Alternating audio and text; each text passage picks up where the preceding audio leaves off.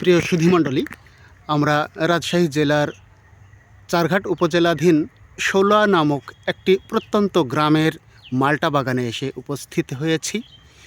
এখানে যে মাল্টার গাছে কিছু সংখ্যক ফল রয়েছে তা দেখে মনে করার এমনটি কোনো কারণ নেই যে মাত্র এতটুকুই ফল ধরে বা এতগুলোই ফল ধরে।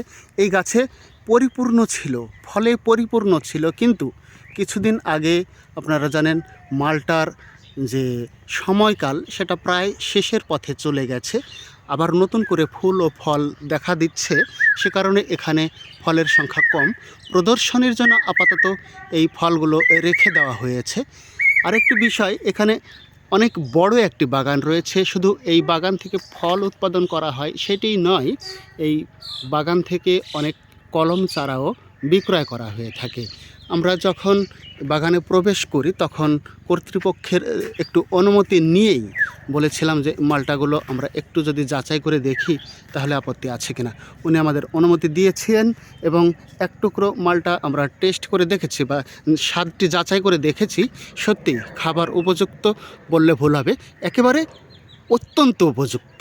শুধুই উপযুক্ত নয়, এই বাগানের যে মাল্টা রয়েছে সে মাল্টার স্বাদ মিষ্টির দিক দিয়ে বা মিষ্টতায় কোনো অংশেই কম নয়। আমরা বাজারে যে মাল্টাগুলো কিনতে পাই সে মাল্টাগুলো যেমনটি স্বাদ পেয়ে থাকি, আমি বলবো তার চেয়ে একটু হলেও বেশি স্বাদ রয়েছে আমাদের এই বাংলাদেশের এই মাটিতে।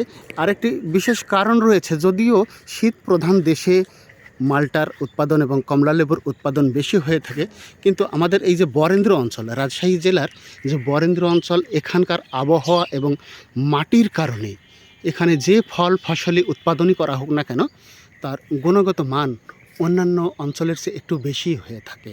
সেই দিক দিয়েও আমি খেয়াল করে দেখেছি এখানে দুটো গাছের, একটি সবুজ রঙের মালটা এবং একটি হলুদ রঙের মালটা আমি খাওয়ার সুযোগ পেয়েছি। তাতে দেখলাম সত্যি অত্যন্ত সুস্বাদু এবং এটি আপনি আত্মীয় স্বজন সহ কিংবা পরিবার পরিজন সহ নিঃসংকোচে এবং তৃপ্তির সঙ্গে খেতে পারেন। আরেকটি বিষয় বলে রাখি, আপনারা অনেকে মনে করতে পারেন এটি জায়গাটি কোথায়। রাজশাহী জেলার চারঘাট উপজেলাধীন ষোলোয়া নামক একটি গ্রাম। যদি রাজশাহী থেকে আসেন তাহলে বানেশ্বর থেকে সরাসরি চারঘাট বাজারে চলে আসবেন। সেখানে চারঘাট বাজার থেকে একটি মোড় পাবেন, পল্লী বিদ্যুতের মোড়। সেখান থেকে পূর্ব দিকে আসবেন 7 থেকে 7.5 কিলোমিটার, তাহলে পেয়ে যাবেন এই ষোলোয়া নামক বাজার। যেহেতু একটু প্রত্যন্ত এলাকায়, আসার সময় মাঝে মাঝে মানুষকে জিজ্ঞেস করে নেবেন। এদিকে যদি আপনি ঈশ্বরদী, পাবনা এই অঞ্চল থেকে আসেন তাহলে বাঘা হয়ে সোজা চারঘাট চলে আসবেন। একই রাস্তা, হাইওয়ে রাস্তা, সেই রাস্তা দিয়ে এসে চারঘাট থেকে একইভাবে আপনারা পল্লী বিদ্যুৎ মোড় নামে যে মোড়টি রয়েছে সেখান থেকে ভেতরে 7 থেকে 7.5 কিলোমিটার প্রবেশ করলে ষোলোয়া নামক যে গ্রামটি পাবেন।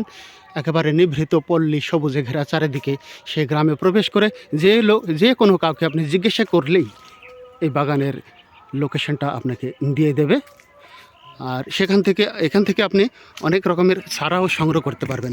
আমরা মূলত মাল্টার বাগানেরই ভিডিওটা করছি, কিন্তু ওই পাশে যে অনেক চারা উৎপাদন করা হচ্ছে সেগুলো এখনও দেখানোর সুযোগ পাইনি। আমরা অন্য আরেকটি ভিডিওতে দেখানোর একটু চেষ্টা করব। চলুন দেখি আরও কিছু ভিডিও আমরা সংগ্রহ করতে পারি নাকি।